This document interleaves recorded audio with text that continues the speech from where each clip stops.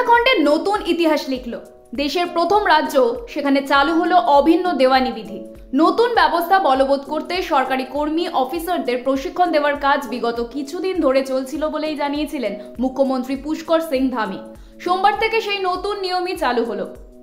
অভিন্ন দেওয়ানি বিধি বলবৎ হওয়ার অর্থ বিয়ের বয়স, বিবাহ বিচ্ছেদ, সম্পত্তির উত্তরাধিকারের মতো বিষয়ে বদল আসা।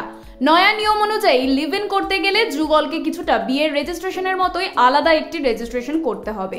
এই নিয়ম না মানলে বা রেজিস্ট্রেশনে ভুল তথ্য দিলে জরিমানা, জেল বা দুটোই হতে পারে অভিযুক্তদের। একই সঙ্গে বলা হয়েছে, রেজিস্ট্রেশন করাতে দেরি করা চলবে না। 1 মাসের বেশি সময় নিলেও জেল বা জরিমানা হতে পারে। নতুন এই নিয়ম অনুযায়ী লিভ-ইনে থাকা যুগল কোনো সন্তানের জন্ম দিলে তাকে যুগলের সন্তান হিসেবে আইনি বৈধতা দেওয়ার কথা বলা হয়েছে। এদিকে 21 বছরের কম বয়সী যুগলরা বাবা মার অনুমতি ছাড়া লিভ-ইন করতে পারবেন না। অনুমতি মেলার পরও প্রয়োজনীয় রেজিস্ট্রেশন করাতে হবে। ধর্ম নির্বিশেষে বিবাহ বিচ্ছেদ আদালত থেকে অনুমোদন করাতে হবে, এমন নিয়মও রয়েছে অভিন্ন দেওয়ানি বিধিতে। অর্থাৎ মুসলিমদের ক্ষেত্রে তালাক ব্যবস্থা থাকলেও তা আদালতে নথিভুক্ত করতে হবে। এমনিতে নিজ নিজ সম্প্রদায়ের রীতি রেওয়াজ মেনে বিয়ে করতে পারবেন দম্পতিরা, তবে বিয়ের রেজিস্ট্রেশন বাধ্যতামূলক। উত্তরাখণ্ডের অভিন্ন দেওয়ানি বিধি চালুর প্রশংসা করেছে অনেকে, সমালোচনাও করেছে অনেকে।